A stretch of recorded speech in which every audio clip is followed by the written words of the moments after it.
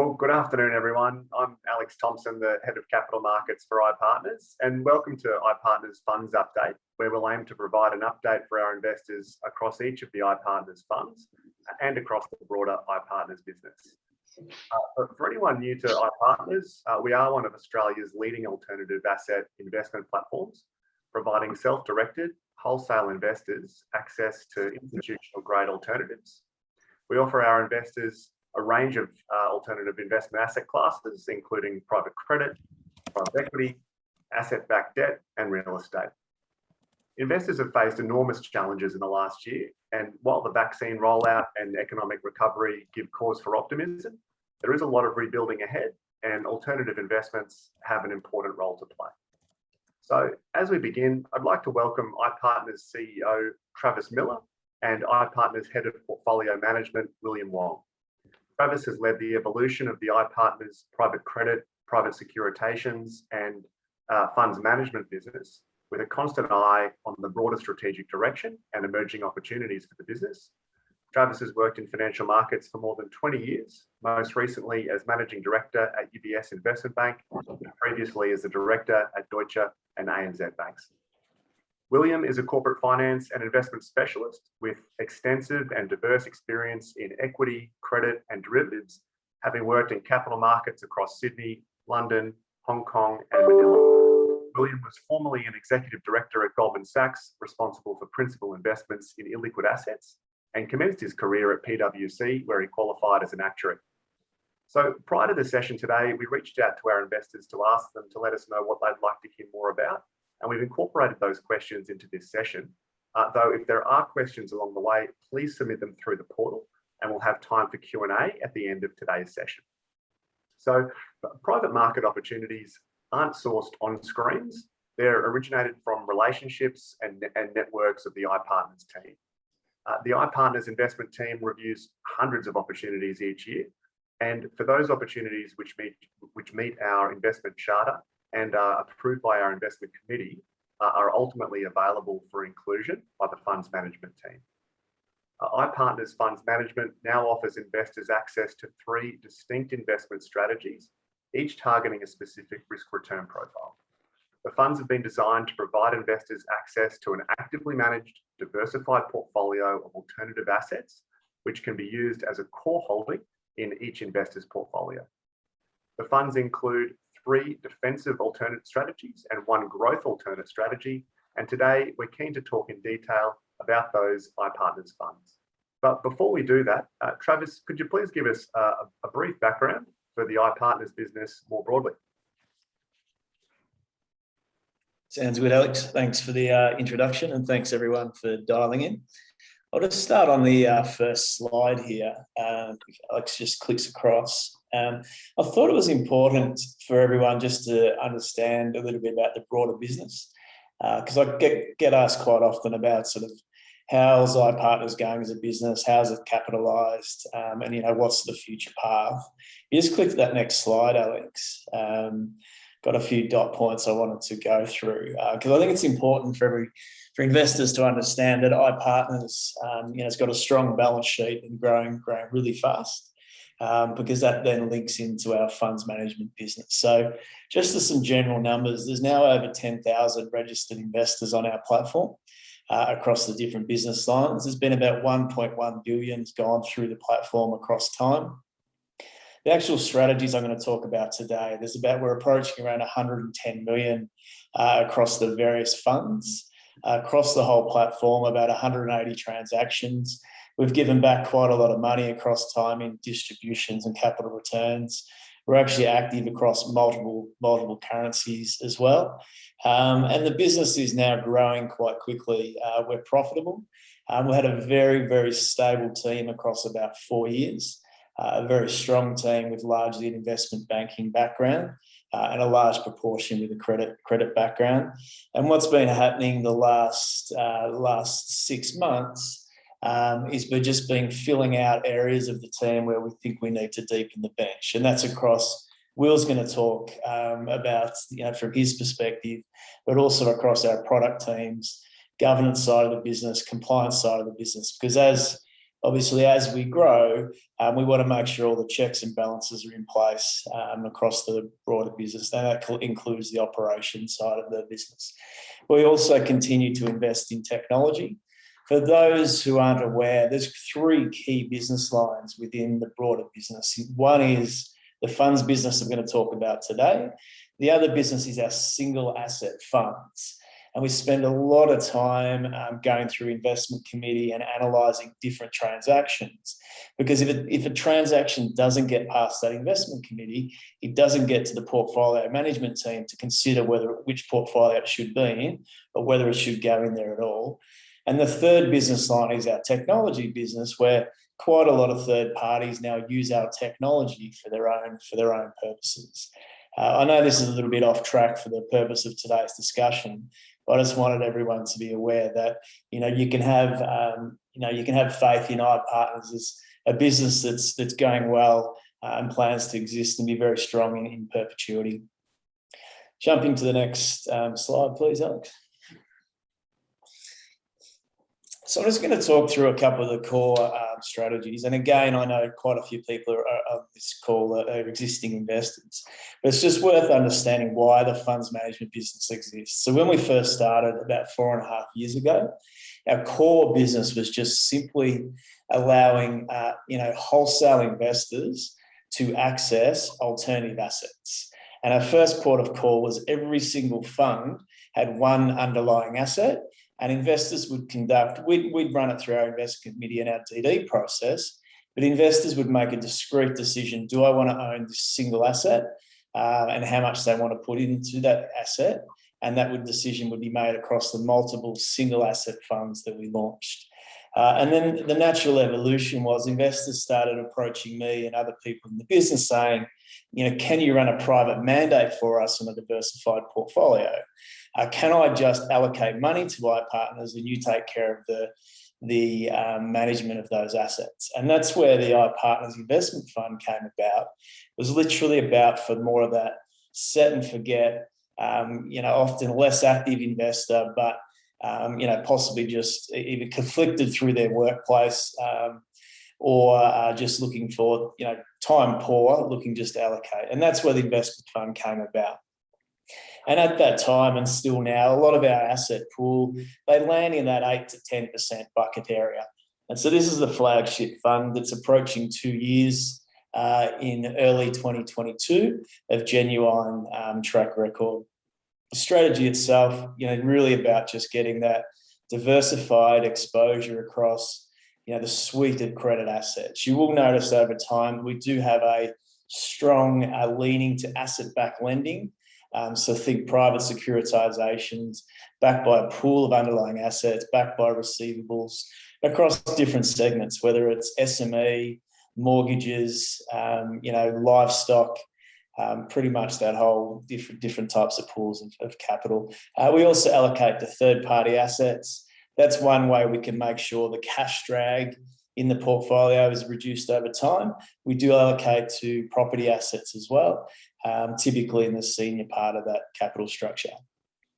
The next phase that came along effectively was Fund 2, that we have investors that are just looking for a slightly more conservative profile. We think this fund will be a lot larger over time because the asset pool available in this bucket we feel will be a lot larger than what's available in the investment fund. So we think this will probably be our largest, most liquid fund. But track record at this stage is in that 4 to 5 months area. So it's still starting to just get traction. Similar strategy, just focus on a little bit shorter maturities, a little bit more further up the capital structure, and a little bit more liquid in the way we think about the asset allocation. We jump to that third one, Alex. And this third one's come about purely, again, on the back of investor inquiry, but also we've been transitioning and doing a lot more DD on more growth-based assets and at times more junior type debt assets because we've seen a little bit more value emerging there. We've seen particularly the property part of the private segment, private credit market has got increasing competition.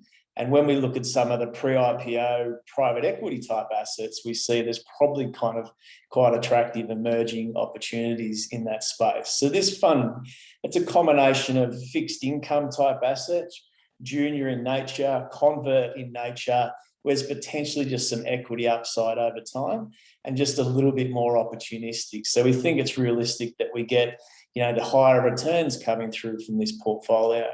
A question I do get asked from investors at the moment, we're tracking at the lower edge of this bound. The nature of this asset class is some of these assets, if they've got equity-like characteristics or convertible type characteristics, or step-up potential in valuations, you find over time there's potential gap events.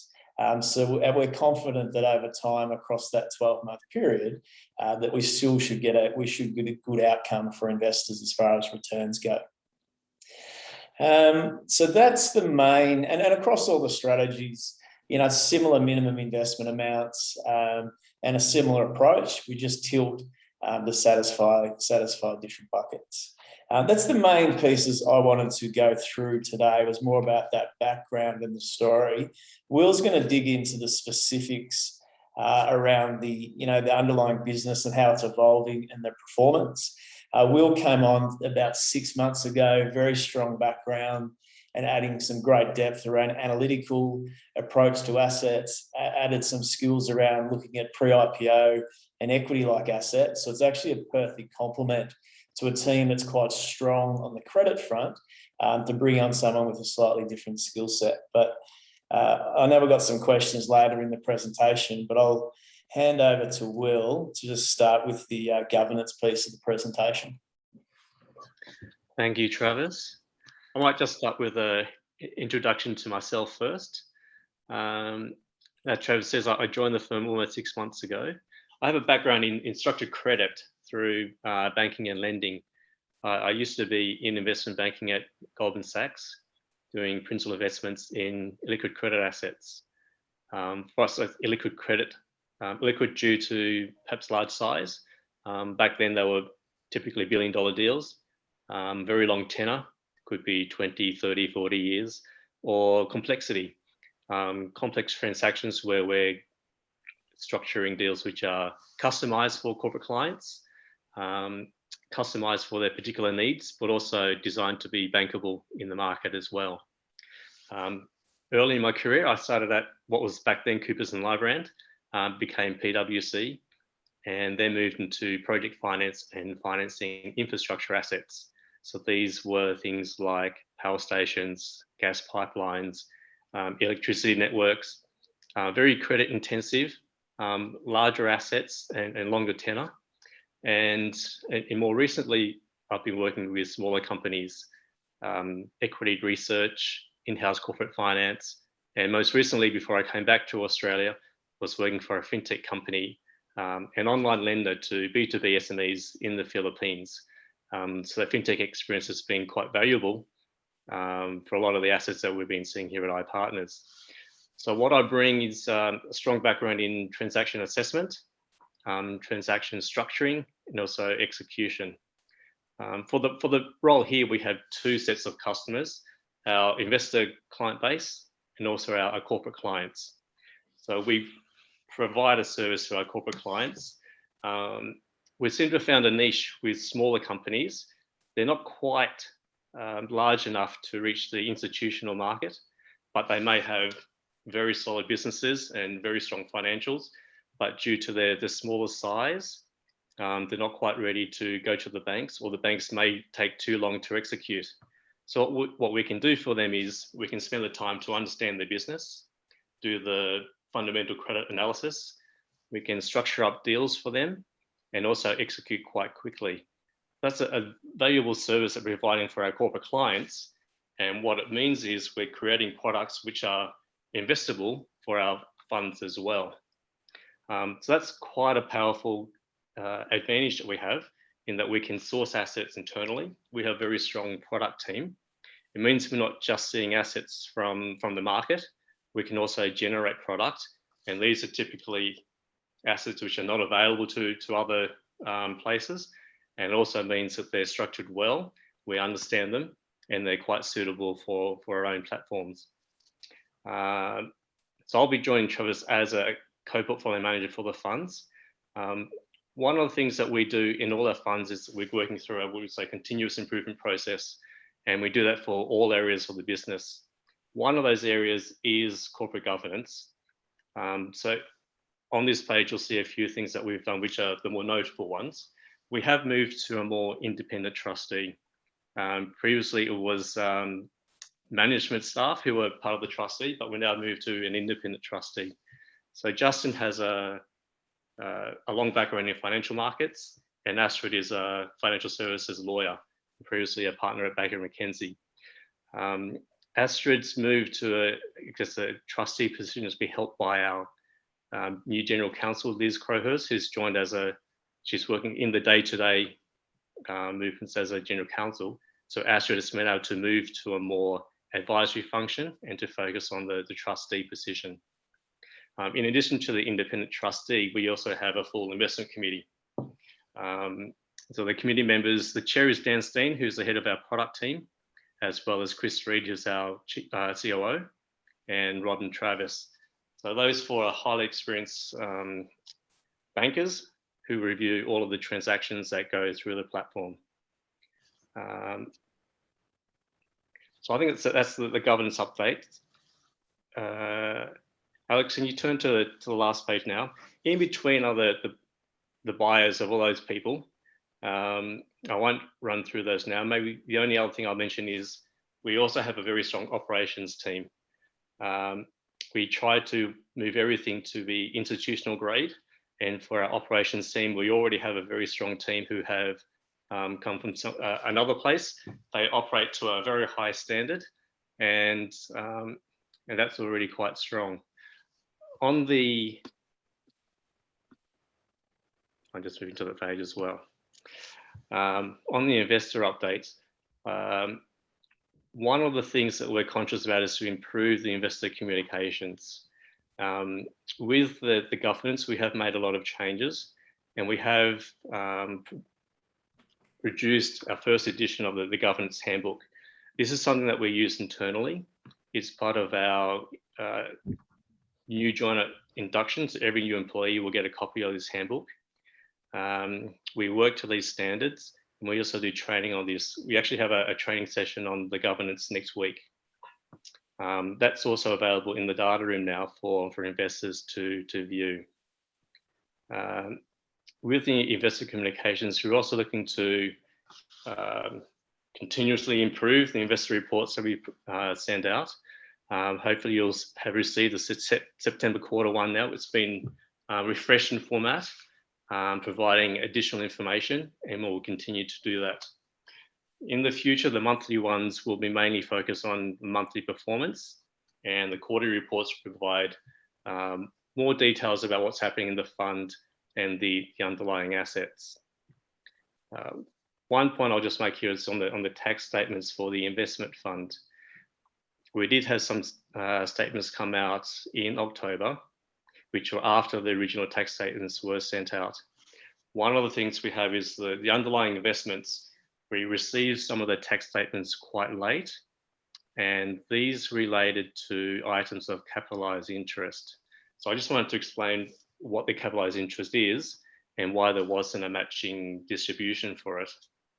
The capitalized interest mainly comes through construction facilities for our property investments. This is items of interest which are, instead of being paid to the fund, they're actually added to the principal base for the asset. For taxable reasons, taxable purposes, it's assessable income, but the cash hasn't been paid by the underlying asset to the fund.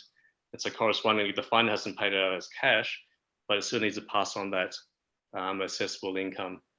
So that amount of interest has come through in the last month. And once they're finalized, those amounts will be accessible, but they won't be distributed in cash. They're actually included in the NAV, in the asset value. One more update for that. Turning to the fund performance, the each of the three funds has performed quite well. The core fund is performing in the upper half of the target range, and the running yield is also at the same type of level. So that should continue for the near future. And the distributions are slightly below the total return. A couple of reasons for the difference. One is capitalized interest. This is where interest comes through, it's in the return, but it's not received as cash amount. Another reason is for quarterly distributions, which come through from the underlying assets. So for quarterly distributions, we tend to pay them out as the cash is received, but for the core fund, which just has monthly returns, the timing of the cash amounts can vary slightly. The investment fund is also similarly performing in the upper half of the range, and the running yield is also similar, so that should continue around the same type of range. The distributions for the investment fund have been a little bit different to the core fund.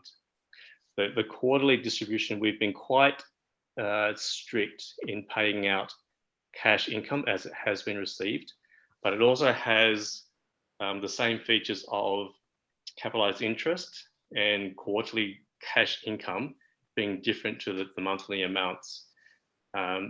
So for the investment fund, the distributions have been lower than the total return for the fund. Now those other returns come through in the NAV, they're in the asset return, but it's not coming through as the cash distribution. So we are conscious of that, and we'll look to perhaps increase the distribution on the cash basis so that it's closer to the total return of the fund overall. And then for the growth fund, it has been producing over 10%, which is the bottom of the range. The way that fund is developing is that we are looking to provide a base return on a current basis, which is at the lower end of the range, with equity returns which will be coming through over time.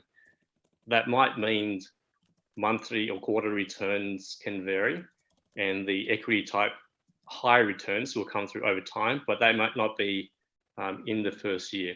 So it's something else to keep in mind with the returns for the growth fund. So the current returns are satisfactory.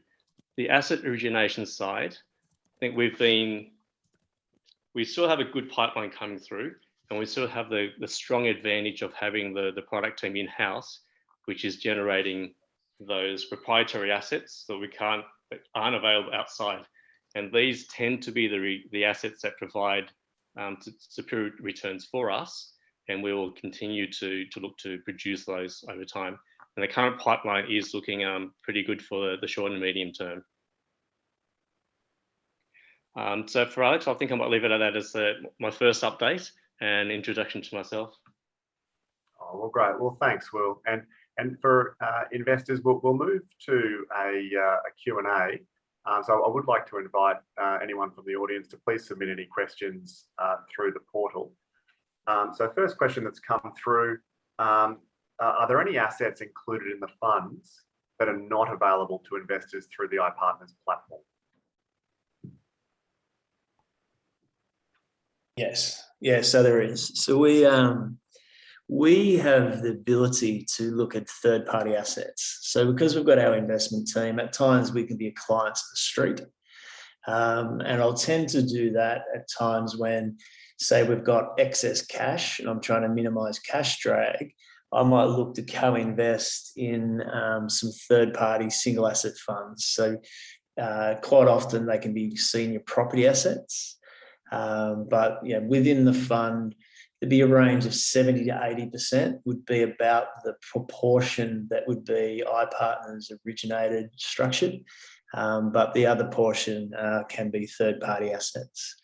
And I'll continue to do that because it improves the diversity of the funds. And so I think it's quite a nice positive that, you don't necessarily get from other asset managers in the private credit space. Yeah, thanks, Travis. Next question that's come through, how big is the growth fund and how are returns tracking? So the returns just went through then by will. The way we mark that fund, quite a few of the assets are kept at a historic price, unless there's a transparent reason to increase the valuation. So I think that's what Will was angling at, the equity-like exposures. Until there's a third party reval on the asset, it's going to track at a high yield type return. That fund is still relatively small, approaching around 5 million. That's the smallest fund that we've got there. Great. And Travis, this one may be for you as well.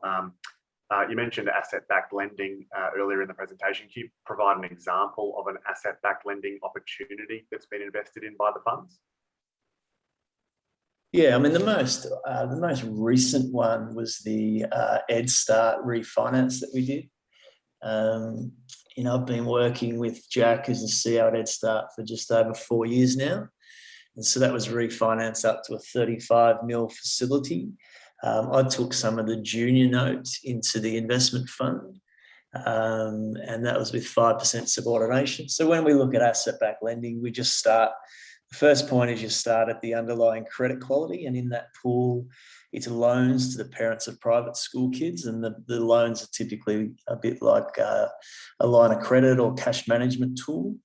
And then we look at putting on top of that a senior secured charge over that pool, and then we have various loans that we make to them, senior and junior loans.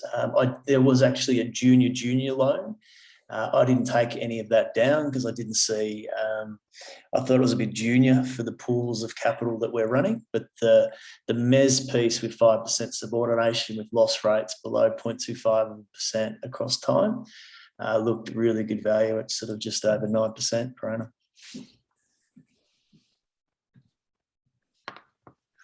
Yeah, great. Thanks, Travis. Well, it looks like that's all the questions that have come through. So thank you, Travis, and thanks, Will. And for our investors online, thank you again for your support. And thanks for joining us for today's iPartners update. We do welcome your feedback on the strategies that we've discussed here today, and certainly on the business more broadly. As you've heard, we've designed the iPartners funds to provide our investors access to a diversified portfolio of alternatives, which can be applied to various investor portfolios, targeting specific risk and return, liquidity profiles, and investment horizons. The iPartners funds are available for monthly applications, and investors can participate in each fund from a minimum of $10,000 through the iPartners platform. Please reach out to your BDM or contact us at service@ipartners.com.au for more information. Thank you.